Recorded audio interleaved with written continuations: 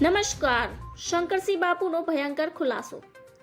Congress MLA Kirit પટેલની નારાજગી મામલે શંકરસિંહ બાપુની પ્રતિક્રિયા સામે આવી છે. શંકરસિંહ બાપુએ કહ્યું કે કિરીટ પટેલ સાથે મારે વાતચીત થઈ છે. થોડા દિવસમાં કોંગ્રેસના ધારાસભ્યોની બેઠક મળશે અને સંગઠનના પ્રશ્નોને લઈને અમે બેઠકમાં ચર્ચા કરીશું.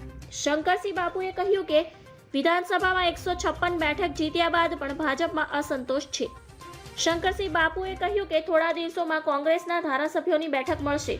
આ સાથે કહ્યું કે આ બેઠકમાં સંગઠનના પ્રશ્નોને લઈને અમે બેઠકમાં ચર્ચા કરીશું. આ તરફ ચિરાગ પટેલના રાજીનામા અંગે કહ્યું કે જ્યારે તે કોંગ્રેસમાં પ્રવેશ્યા ત્યારે ભાજપથી નારાજ હતા.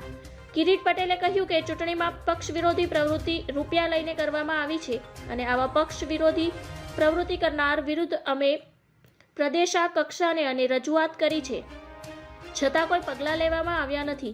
આ સાથે કિરીટ પટેલે ચીમકી ઉચ્ચારી છે કે જો ટૂંક સમયમાં અમારી માંગ પૂરી કરવામાં નહીં આવે તો ચોક્કસ રાજીનામું આપીશું. ધન્યવાદ. જય હિન્દ.